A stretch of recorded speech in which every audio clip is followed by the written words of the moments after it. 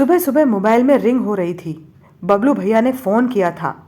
मेरा दिल एक बार धक से कर गया, लेकिन फिर भी मैंने हिम्मत करके फ़ोन उठाया और कहा, प्रणाम बबलू भैया, कैसे हैं आप? बिल्कुल ठीक सुरभि, तुम लोग कैसे हो? विनीत कैसे हैं? और अपना बिट्टू? सभी का हाल चाल लेने के बाद उन्होंने बिना किसी दोषारोपण के कहा, सुरभि, अम्मा की बरसी है, प्लीज़ समय निकाल कर चले आना। अरे हाँ बिल्कुल भैया, मैं ज़रूर आऊँगी। विनीत और बिट्टू को लेकर ही आऊँगी।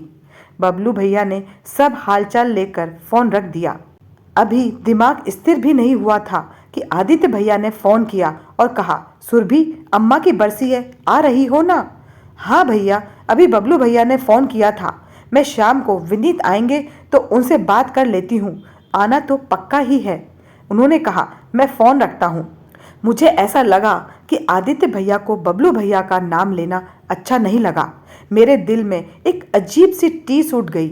एक उंगली जख्मी होती है तो पूरा हाथ को दर्द भी होता है। पता नहीं यह कैसा समय आ गया था। किस्से कहानी और फिल्मों में जो कहानियाँ चलती थी, अब वह मेरे मायके में हो रहा था। वही पुरानी कहानी, जायदाद का बंटवारा। अम्मा कहती थी कि मेरे दो राम लखन। आज ये दोनों राम लखन एक छोटी सी जमीन को लेकर लड़ने मरने को तैयार थे। अम्मा इस दुनिया में नहीं थी, रहती भी तो क्या झगड़ा निपटा सकती थी? मेरी समझ में नहीं आता। पापा ने घर का बंटवारा दो हिस्सों में पहले ही कर दिया था। एक छोटा सा आंगना जिसमें फूलों के मौसम में पापा फूल लगाया करते थे, और सर्दियों के मौसम में वह साग, धनिया, लहसुन आदि का उद्गम स्थल बन जाता था। न जाने पापा के दिमाग में क्या आया होगा, उस छोटे से प्लॉट का बंटवारा किया ही नहीं। पापा ने क्या सोचा होगा, यह तो वही जाने। बबलू भैया से लेकर मेरी शादी, बच्चों की छठी, जन्मदिन, यहाँ तक कि माँ पापा की श्राद्ध और त्रयोदशी का भी वही आंगन ही गवा रहा है। उस छोटे से जमीन को लेकर दोनों भाइयों के दिलों तक दरार पहुंच गई। अब विनीत मेरे मायके में हस्तक्षेप नहीं करना चाहते थे। वह न्यूट्रल ही रहा करते थे। इस समय भी वह मेरे साथ चलने को तैयार नहीं थे। उन्होंने काम का बहाना बनाया और कहा, सुरभि, तुम्हें अकेले ही चले जाना चाहिए। मैं तुम्हें ड्राइवर के साथ भेज देता हूँ।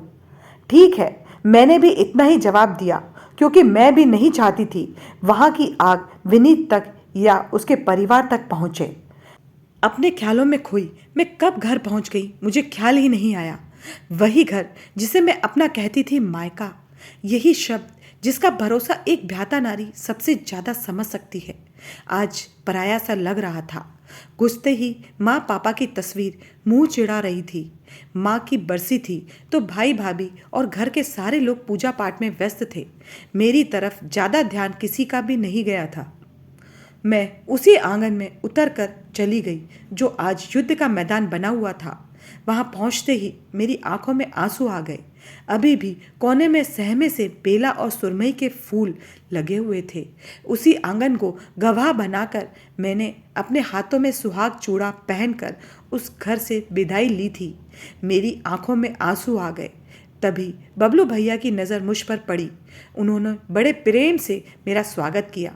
पूजा पाठ संपन्न होने के बाद रात में जब सब लोग एक साथ बैठे थे, तब बबलू भैया ने कहा, सुरभि, इस झगड़े की सारी जड़ ये आंगन ही है।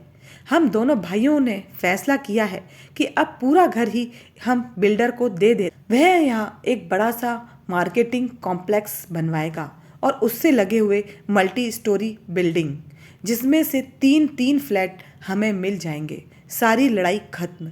आदित्य भैया ने भी इस बात का समर्थन किया और दोनों भाभियों मुस्कुराते हुए मौन स्वीकृति दे रही थी।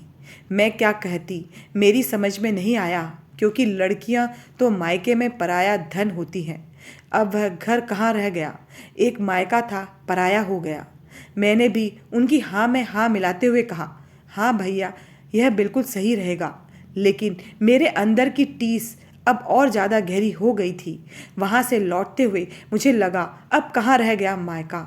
माँ पापा की यादें, अपने बचपन की यादें सबको अपने जहन में समेट आई हूँ। विनीत की नज़र पड़ने से पहले ही मैंने अपने आंसू पोंछ लिए।